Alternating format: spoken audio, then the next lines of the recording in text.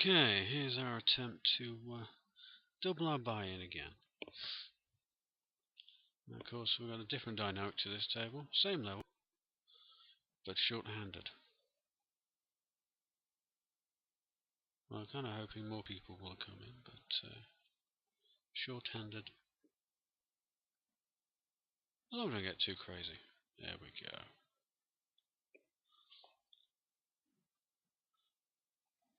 That's a nice welcome. We appreciate that immensely.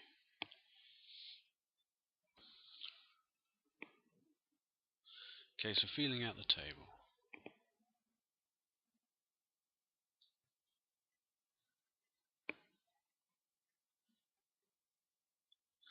I have to apologise in advance for my cold, so the occasional sniffle may be in evidence. Wow, we're going to go back to short-handed again. Yeah, unfortunately, the percentage of players at this level, as soon as they lose a buy-in, they go out.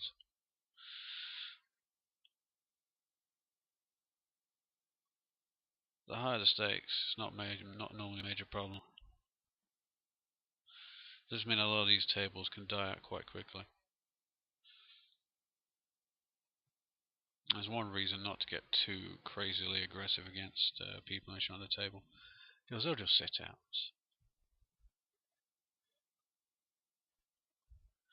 There we go.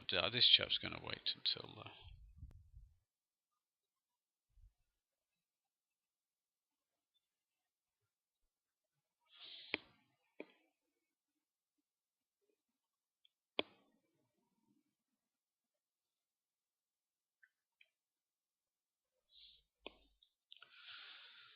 Don't forget, with every session you play, nicotine and caffeine are your friends. Maintain your focus. Of course, if kids are listening, don't smoke, kids. It's bad for your health.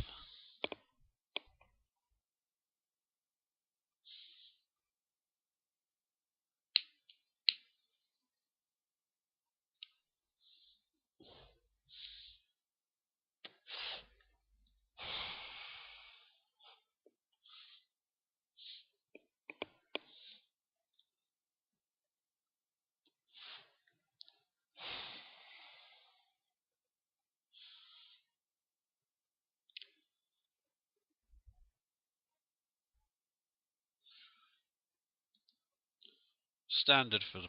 Oh, wow. Wow, this is going to be a tough table.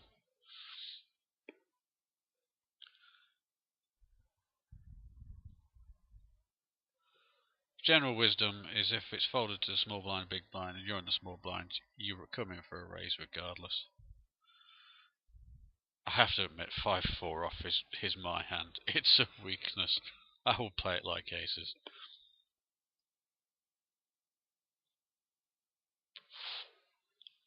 And I'm allowed one crazy hand. Wow. You see, now this is... I shouldn't, but I will.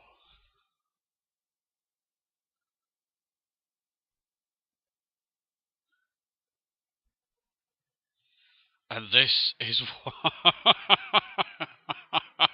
This is why... Now, normally I'd flat, but because of the actual situation where we've got the two spades on there, let's take him for stacks. If he wants to dance. Remember, kids, don't try this at home.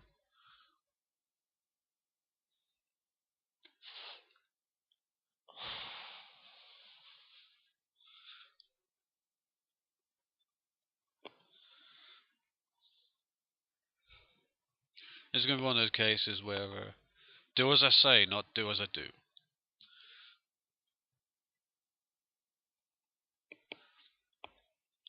Hopefully the table's going to fill up some more.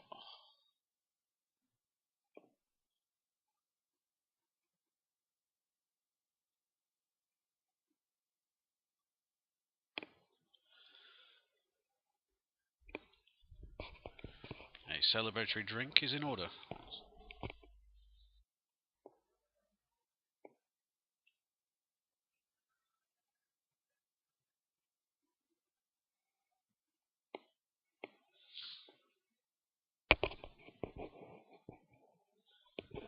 Unfortunately, we're getting people joining, but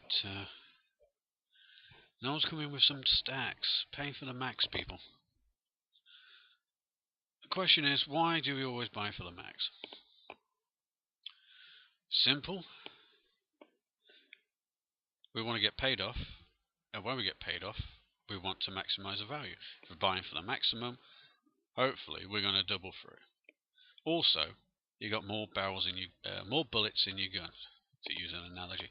Which is simply a case of you can make more moves with a higher stack. The only time you don't really buy for a maximum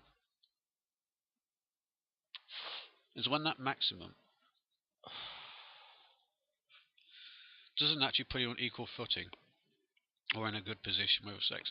If you come to a table that's been playing for a while and you've got people with 40, 30, and you can only buy for 10, you know, they can beat you over the head with razors all the time. So some people would say buying for half stack with a min stack is better in that situation. Because if you... Oh, that's a weird little raise. I'm really calling for set value.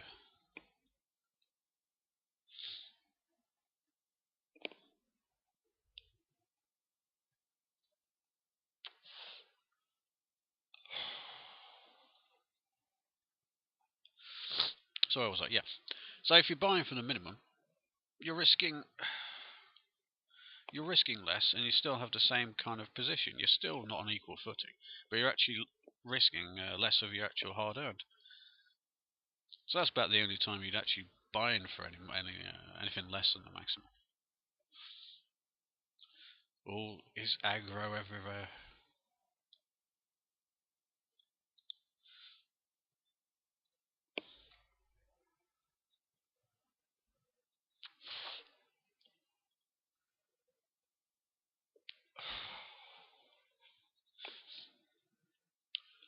Again, if it's folded around, well, this could be just a standard.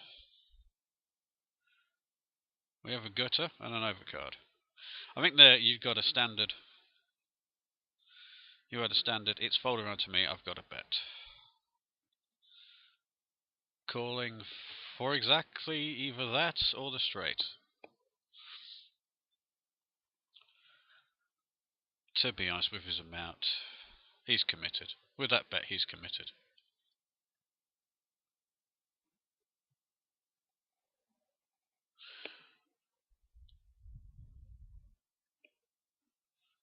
We got a little lucky there. But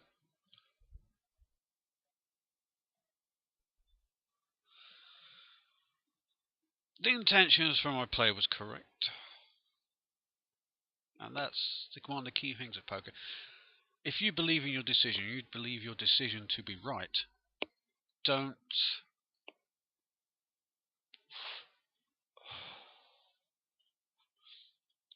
criticize or look at the results of what happened afterwards.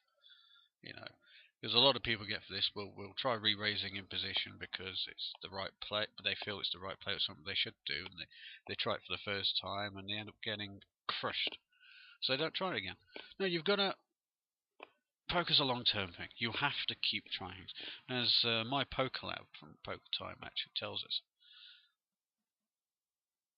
over a given period, as it shows, it will work.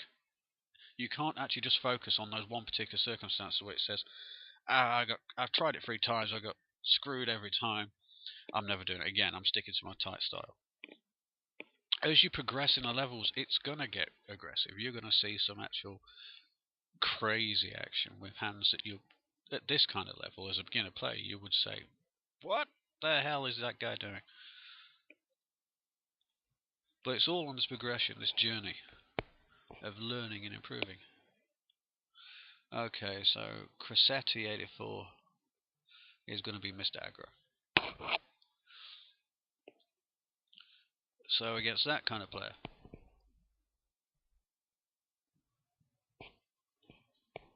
we're going to trap. It's learning the table dynamics to find who you can trap and who you've just got to make straightforward raises with. You know, situational plays.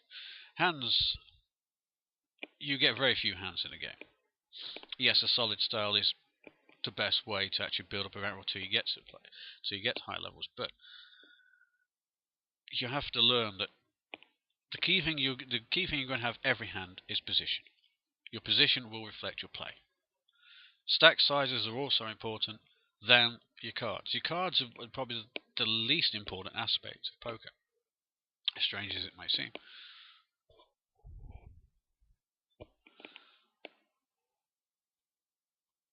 Because you don't get the good hands all the time. Position is constant. Your stack size is readily available. A big stack can fight weak cards and a weak position. Cards tend to beat chips.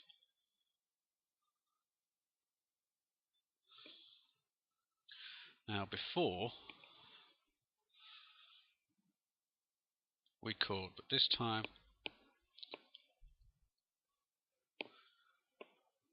we re-raise.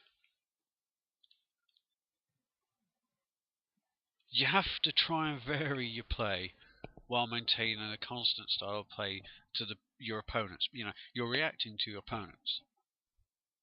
Yes, there's statistical best plays from situations, as I've said, but you also have to try and take on board how people are playing.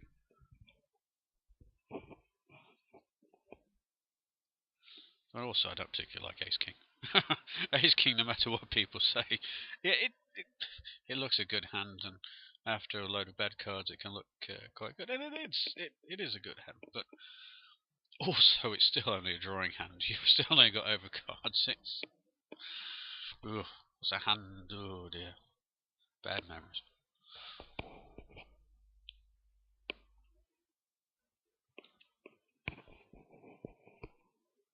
So we're just over halfway to our goal of doubling the Bainn.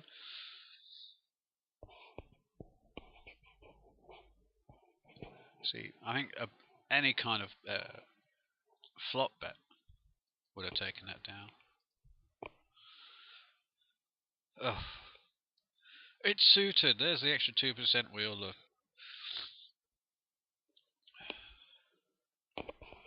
To be honest, I do actually like limping with Ace King. Because I can get away from it, I can... Interesting.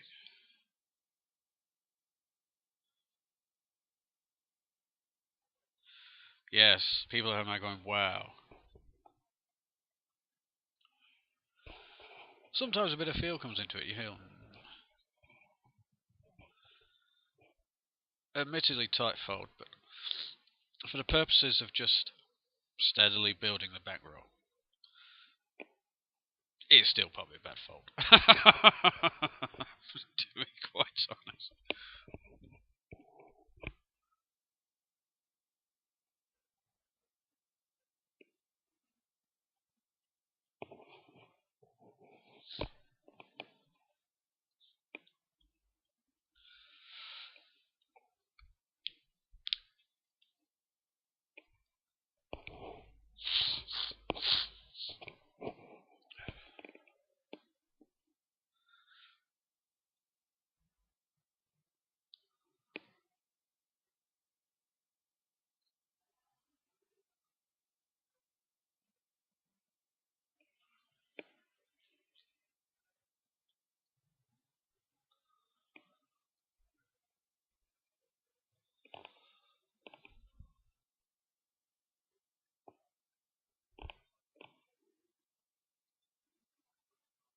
Ooh.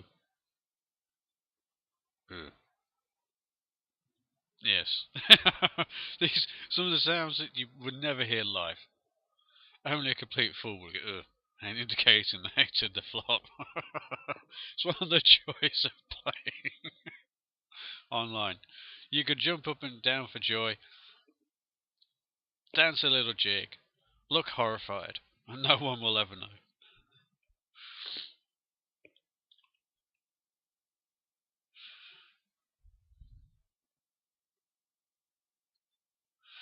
Actually, it'd be interesting to look at my Poker Lab to see the stats on the my play as it goes so far.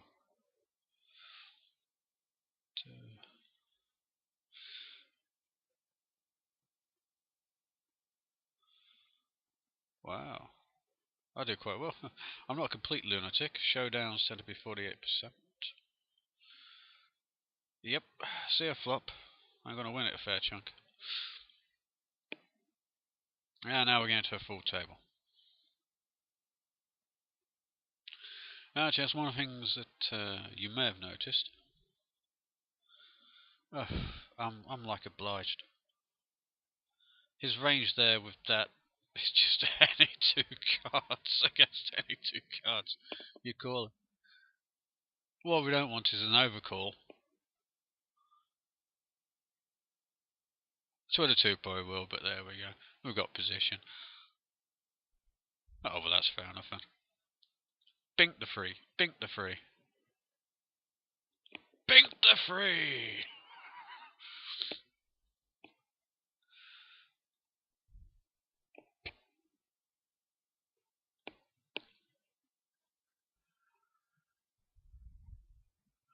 As I was saying, I don't use any of the hoods from like Hold-Up Manager, which is one I have tried and I do quite like, or Poker Tracker, purely because of my background as a live player. I feel that if you get into using HUD and having stats literally in front of you, you can over rely on such things. As a live player, you don't have that kind of information in front of you. You've got the interaction with the actual person in front of you to actually give you the clues. I mean, one of the archetypal live tells is if free to a flush comes on the flop and some person rechecks his cards, you know, he hasn't actually flopped the flush. So you can actually bet it like you own it. And it's a much more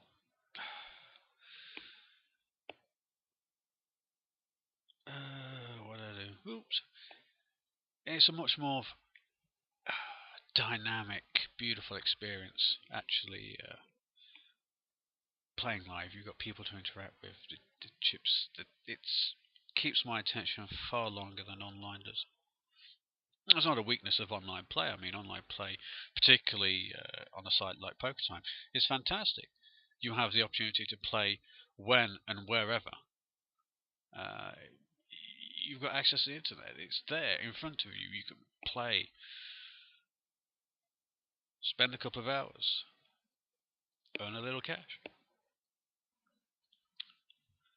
There's no travel considerations. It's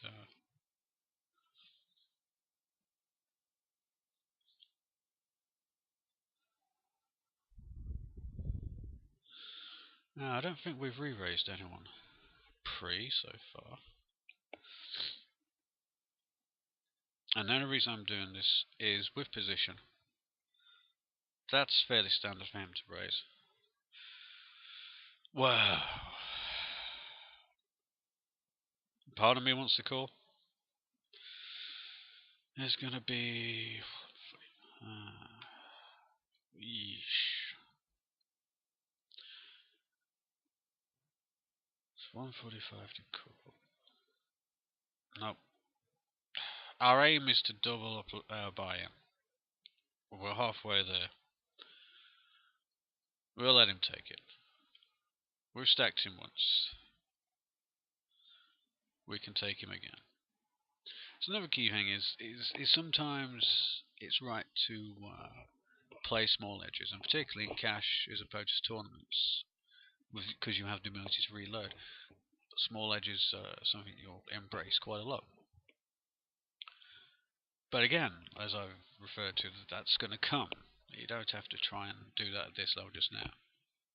And if you feel you can outplay someone and they will donate their chips to you later on, you don't have to take the fine edges now. You can just hold tight. Take them for their money later. Remember, there's no pressure in a cash game. Oh, why is Donny set out?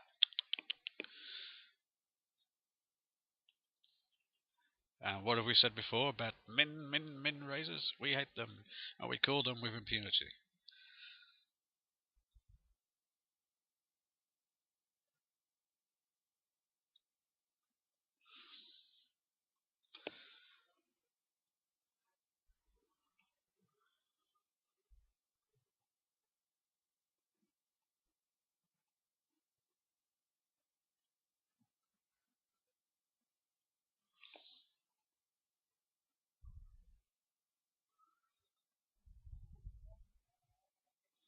Whoa, timing.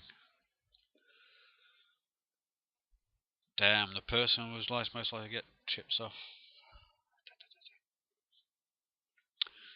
Another key thing in poker, accept what is. Don't try and create a situation. Don't force a situation. Don't force a game. Let a game come to you, but just accept what is.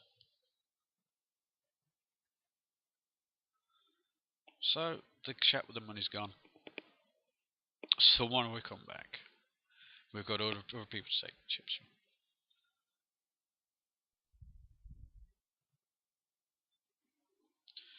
You've noticed that some people have come with odd amounts. I think Polskola, or whatever, came in with 110, and Jadia had just come in with 635. A lot of times this is indicative at the lower levels. It could be literally what they have left in their account. And if that's what they've got left in their account, they're going to play tighter. So that's an interesting thing I've noticed online. If they're going to play tighter, then you've got position on them. You can exploit that. And when they come over amounts, it also could be what they actually left the table with.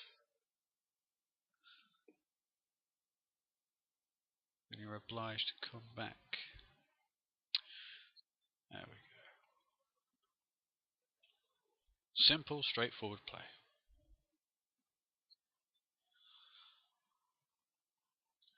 You will be playing for your chips, sir.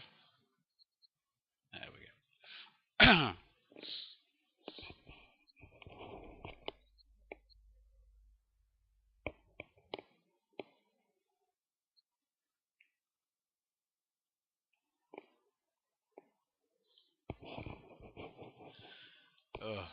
Queen 5. Only when it's suited is another one of my hands. But no. We've played my hand, the 5-4 off, and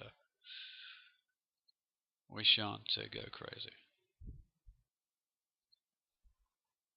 Well, yes, enjoy a walk. Someone sat down again, unfortunately. €2, man.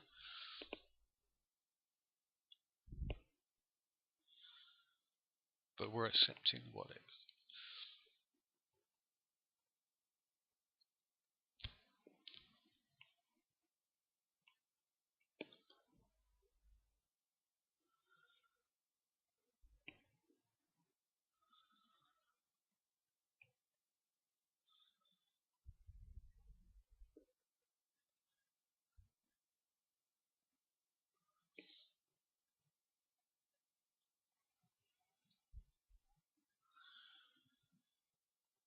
Okay.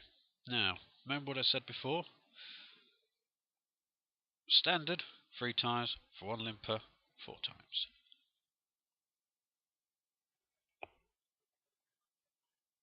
Woof. We are potting this plus. That's such a wet flop, as they say online.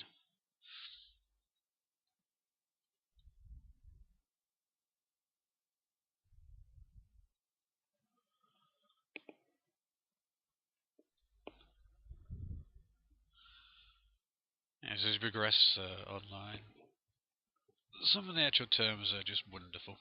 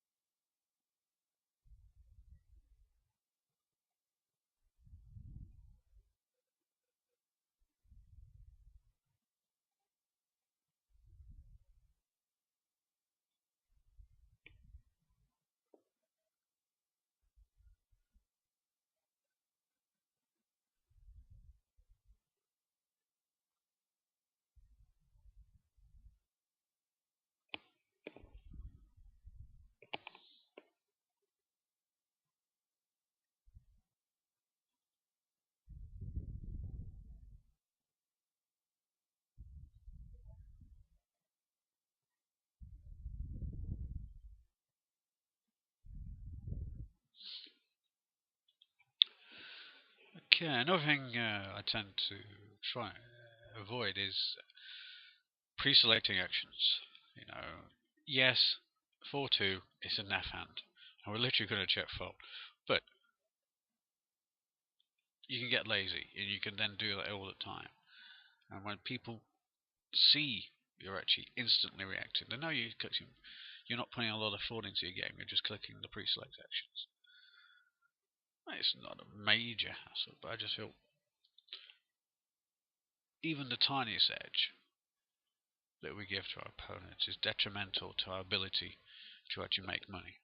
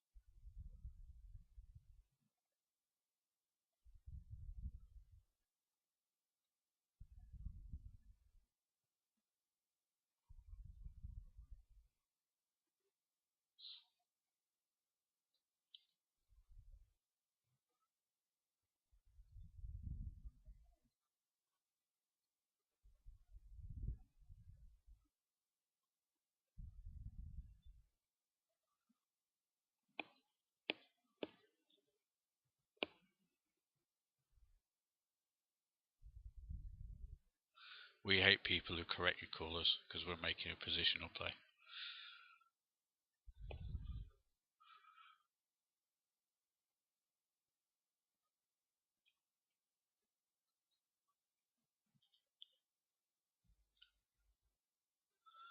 But we also detest min bets into a pot.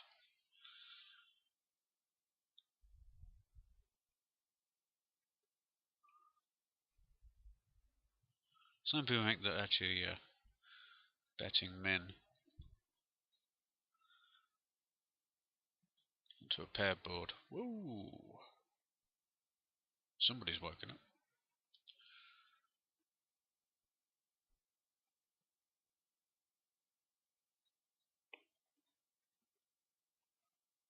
Signifies strength, but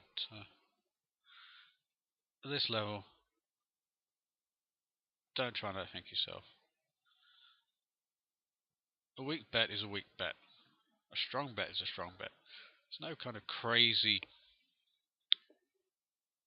triple level thinking. You might get the occasional player who tries to be creative, but they tend to go back to type very soon. You know, where it's literally bet if you got it, fold if you haven't. Is that 4 times we've seen Ace King now?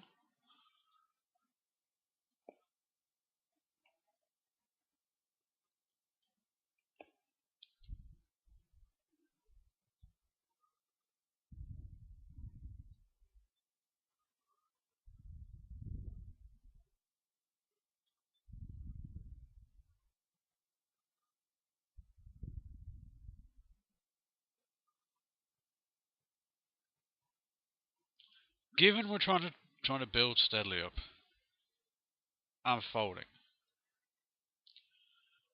But later on, well, for the actual amount, I would normally actually call and say, look, you're not going to be stealing it every time. I will call you with just Ace King that hasn't connected.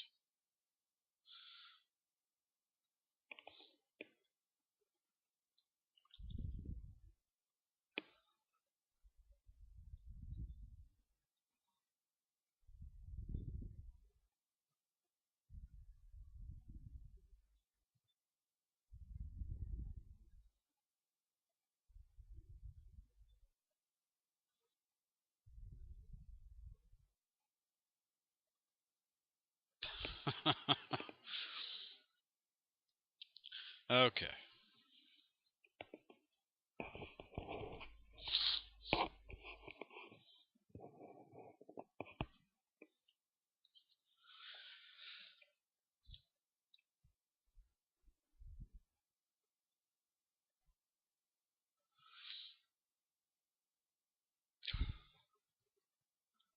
A weird bet size with position I was calling.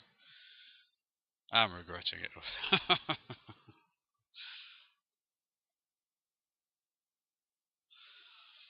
I'm going to sit out. I want more people to actually come to the table.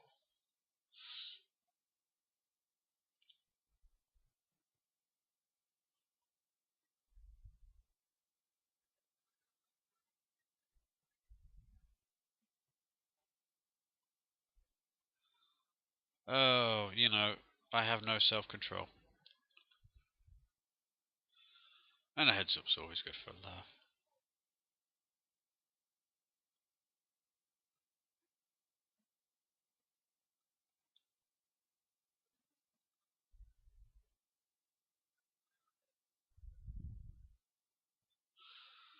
Heads up is more aggression.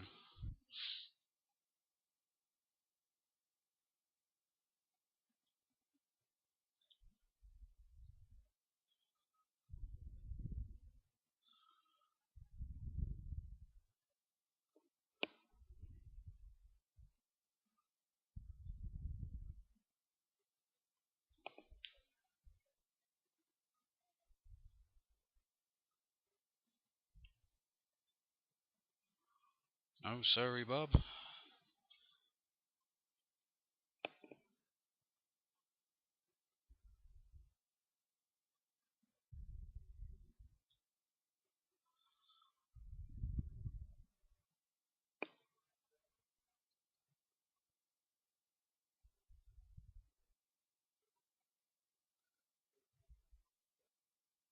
Handsome chap.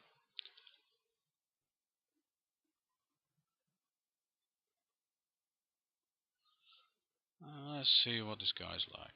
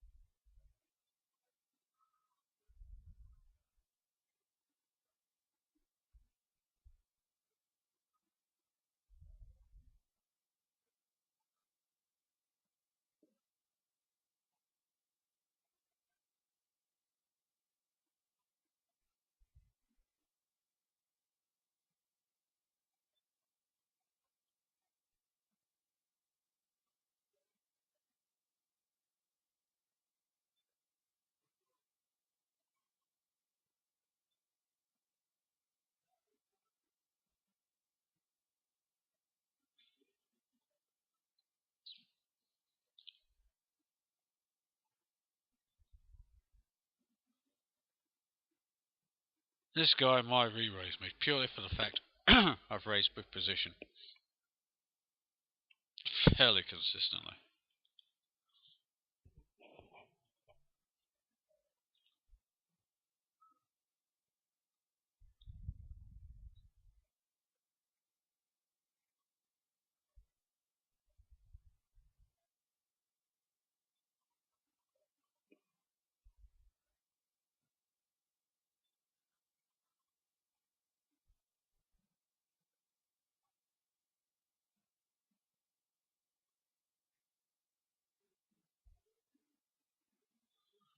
Again, you so want action at times. You just so want them to actually think you're at it. But you just have to accept what is.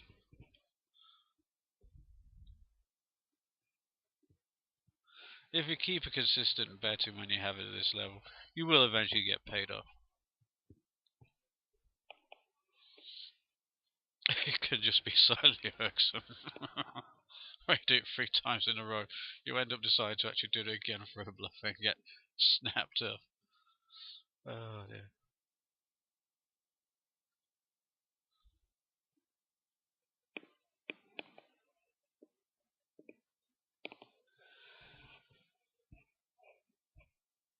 It's not quite like the previous video where we actually 20 hands. But this is good. It's showing you that it's not, wow, it's not all so easy. You have to sometimes literally just grind out for an hour, 40 minutes. I begin to believe that my initial impression was quite accurate. But yeah. Where is everybody?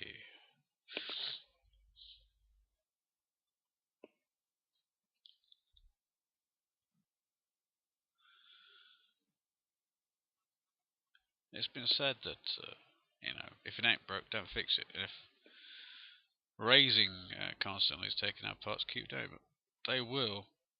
Your opponents will get aggravated and play back at you at times. Some of them will only do it when they've actually got a hand. A lot of people will realise. And also, if you keep driving off the short stacks, if you keep being aggressive with these guys, they're likely to go. Go to a table where literally everybody's limping. Nobody's getting crazy. And that overall is not good for your expected return. Because if you're driving them away, the people are actually being easy to get money from, and they go try and donate somebody else, well, you're going to lose over the long term. So sometimes for your own expected long-term value, you have to dial it back.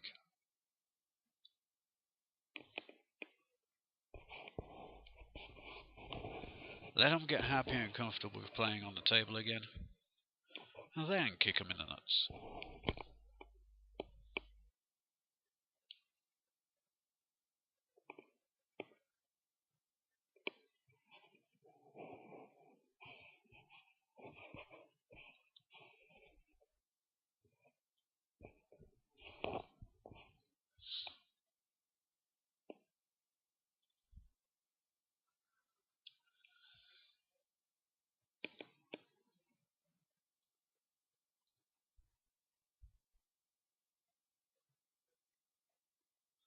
We're considering a limp re-raise.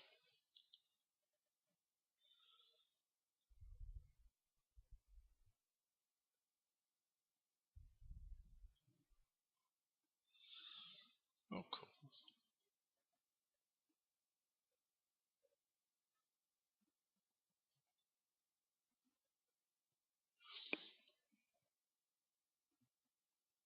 I just get the feeling that just smacks of a pair. I can't even float there.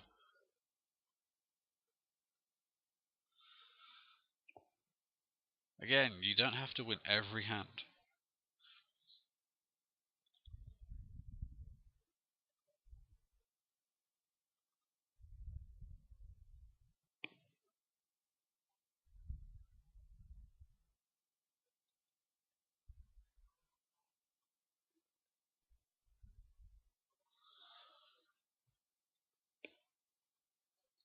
If a guy got a king, you'd know about it.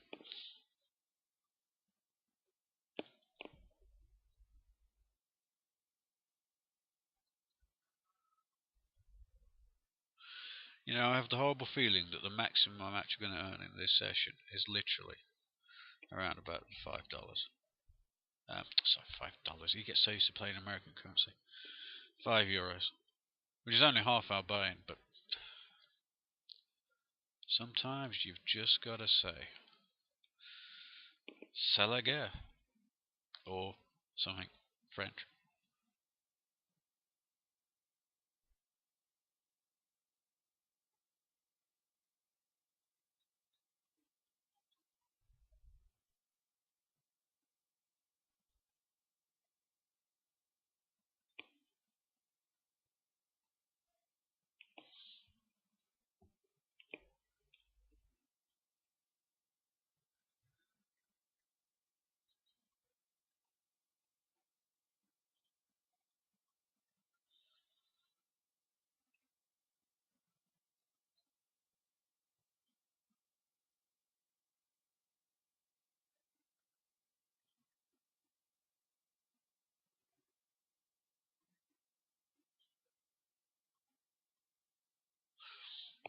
Sometimes you do get these wonderful senses that I feel the right, you know, in a timid game that's even a really naff king like that in position with wherever you've raised, but sometimes you just get that weird gut voice in the back of your head saying, "No, don't do it."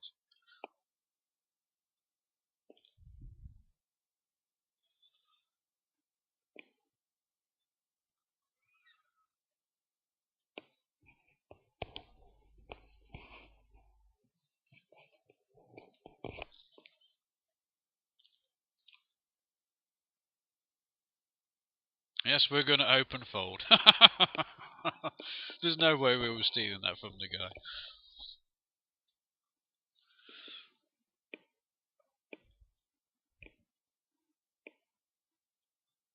Oh, we're back to heads up.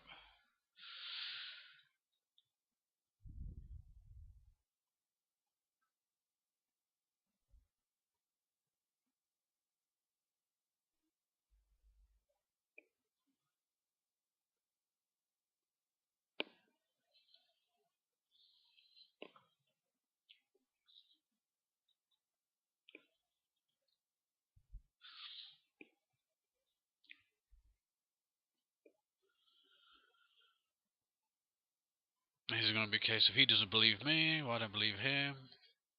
Well, I could see a point where all the money was going in there.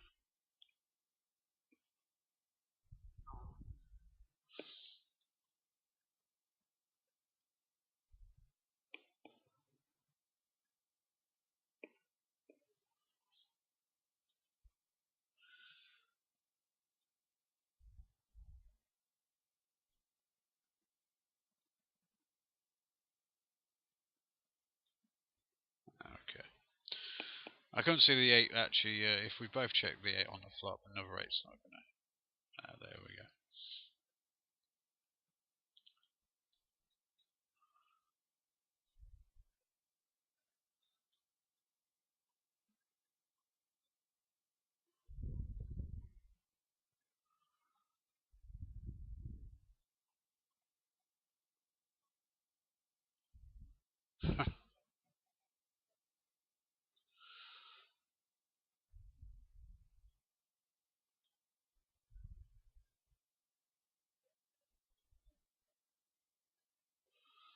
Okay.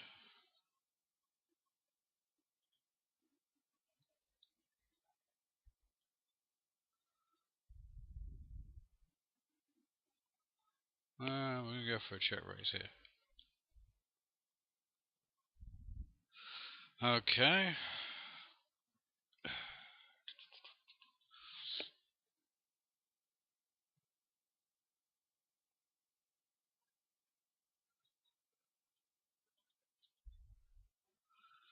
Deuces.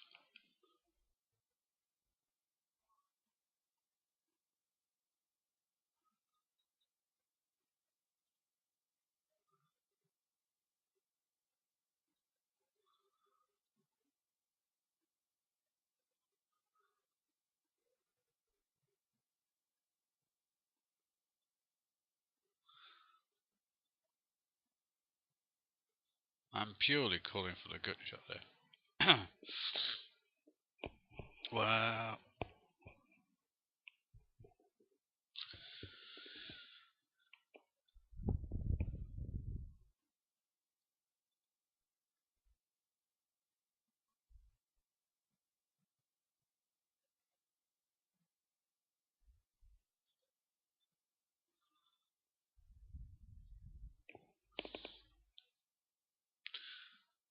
to be honest, I didn't really believe him or her.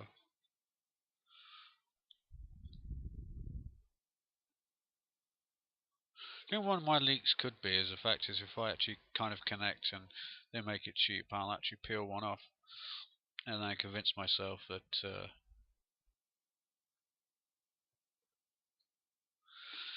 they've not actually hit. There's something you've got to learn about yourself. You just got to say,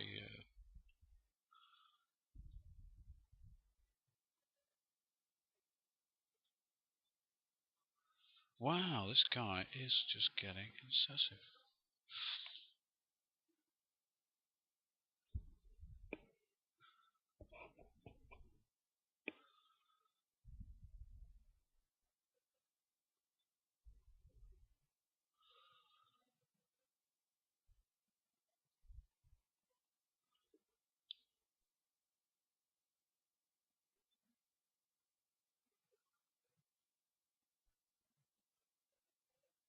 Oh, why can't we have that flop? We had the 5-4. Mind you, we had a fairly bingo flop, so we won't complain.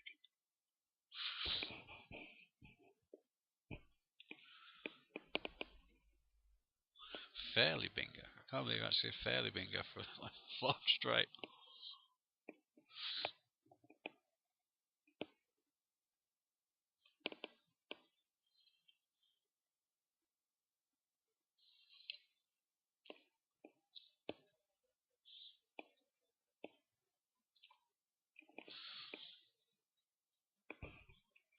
I thought I had that checked.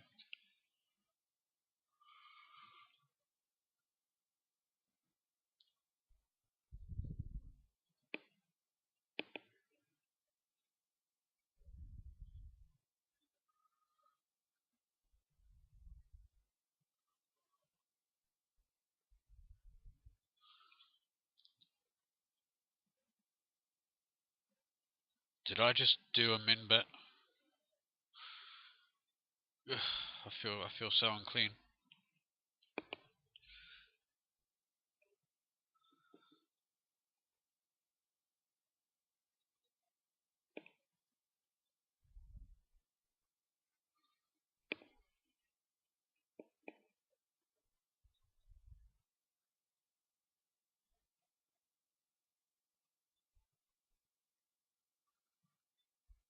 So we're noticing a definite trend here. It's tightened up somewhat chronic. It's, I can't believe a 10 high is actually winning. You've got. I convinced myself I'm not going to do stuff crazy, just pay him off.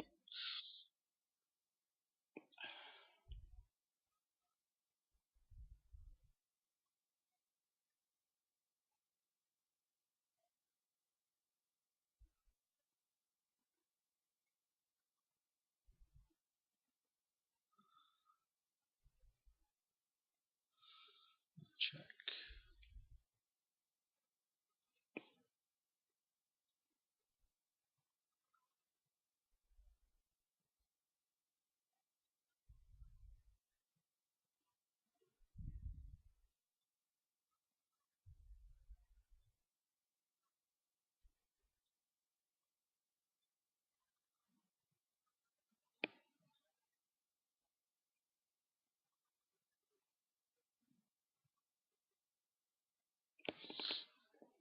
Well, I can't believe the guy won't even get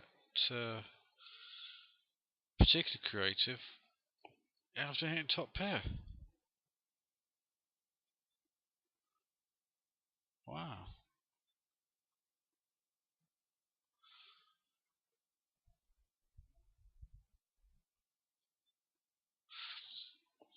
Woo.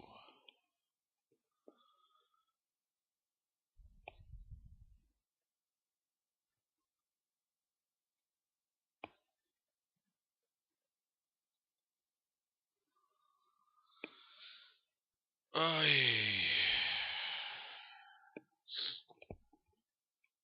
The kind of hands we're hoping for is for him to have done this with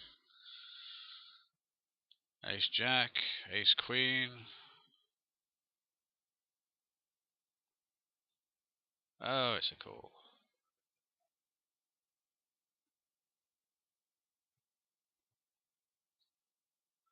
Wow.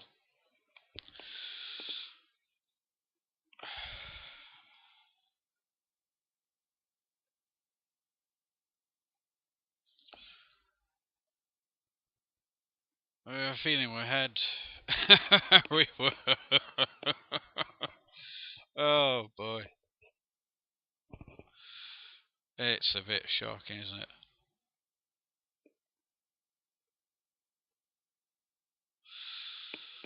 Oh dear.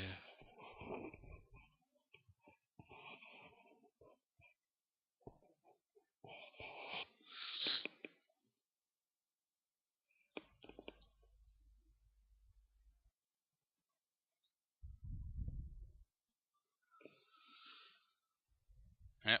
As soon as we get chips.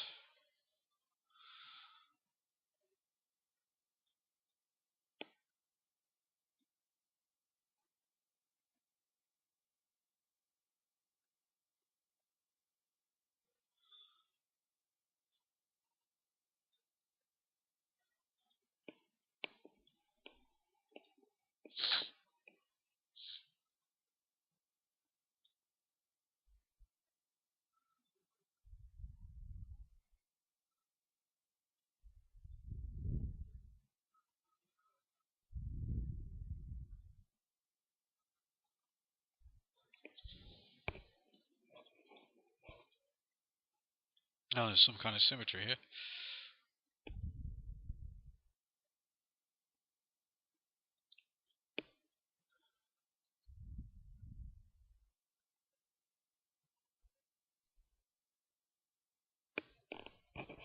I'm sure this is literally the first time I've actually re-raised this person.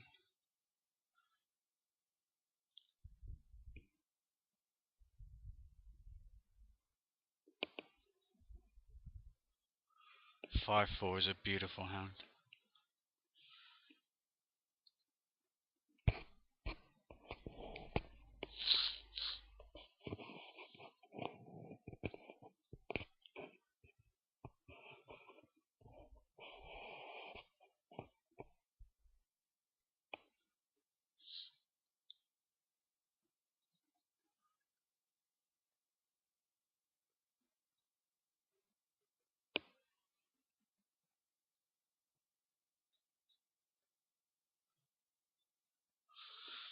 One of the things when you play regular cash games you tend to have to do is, if software has the option, is auto top up. But because we're obviously just trying to double a Bainn, or not lose a Bainn, then it's a case of I'm not going to do that.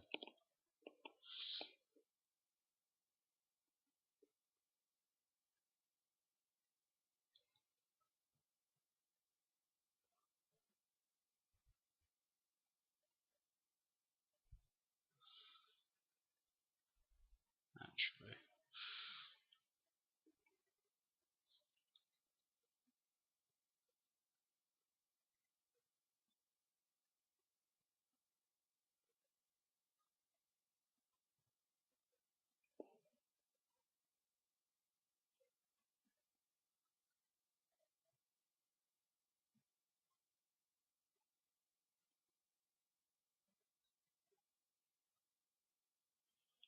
I say key E1 free.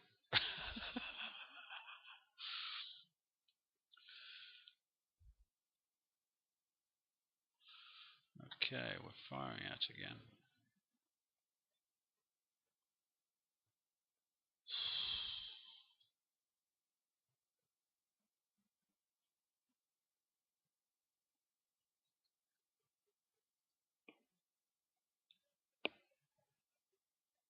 Okay. I am going to call it quits now. We're coming up not far from... What are we about here? nearly an hour session, and all we've got to see for it is €2.70.